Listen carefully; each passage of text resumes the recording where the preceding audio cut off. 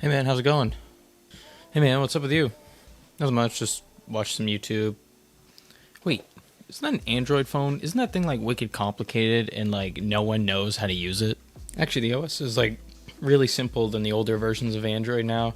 Like it's super easy to use, super intuitive, and you can even just swipe down from the top to access all your quick settings, something you can't really do in like iOS. Yeah, but like everything's so complicated, so many settings and widgets and all that stuff. Like it's too much for the average person to just like keep track of. Actually, Android is really customizable to however you want it. If you want a seamless experience and something very basic, you can make it look like that. Even as an app drawer where you can look at all your apps and organize them by alphabetical order, it's really up to you. One of the best and easiest features, which isn't even available on iOS, is the fact that in settings, I can just go in and search for something in settings and it'll actually show me how to actually get there. The iOS settings is so hard to find things these days. Yeah, but like iPhones have the fastest processors on the market right now. Your phone is probably like insanely slow. Like what processor are you running now? Like the Snapdragon like 400 at this point? Actually, Android now produces processors with like 7 nanometer chips that are insanely powerful and have extreme computing power.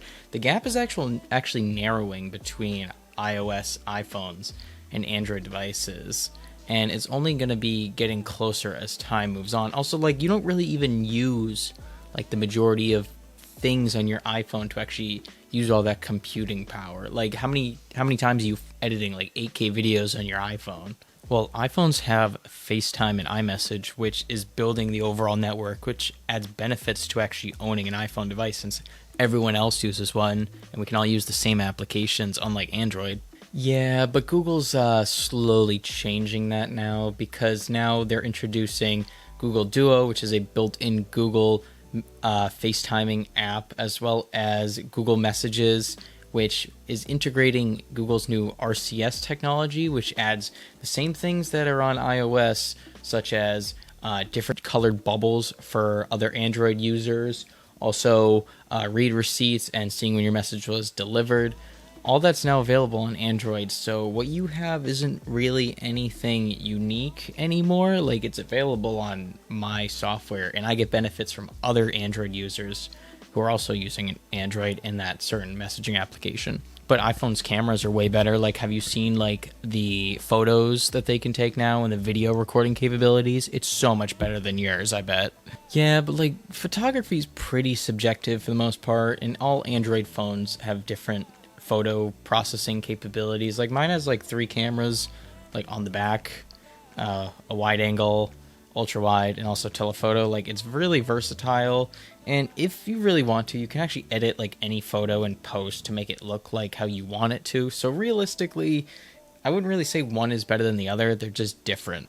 But like, what about the Apple ecosystem and how I can use all my devices together and everything syncs up in the cloud? Yeah, but like Samsung now is building an ecosystem, OnePlus is now building an ecosystem, Google Pixels are now building an ecosystem with tablets, watches, earbuds. It's realistically like the same thing now. I can access all my info on the cloud. I can access Samsung Notes on my tablet and my phone and my computer. So it's like what you have is the same as what I have. Maybe Androids aren't really that bad. Yeah, and there's like tons of options out there, and the prices usually drop way, way, way faster than iPhones. iPhones hold their value, but that's not really good for the consumer. I guess it's okay for resellers, but you're still paying a premium for an older device when an Android phone will like drop half in price, like as soon as the new one comes out practically. Yeah, like my iPhone I just bought was like $1,000, and realistically, it's not that much different than my older iPhone. It still runs like the same exact software. Well, would you like consider switching ever? No, Apple's really just still better in my opinion. Like I'm probably never gonna change. Like it's just better. Well, there goes another one. Status quo bias, ladies and gentlemen. That's what happens with these discussions every time.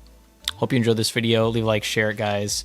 Appreciate all your support, and I'll see you guys in the next video. From Scott Tyler. Peace out, guys.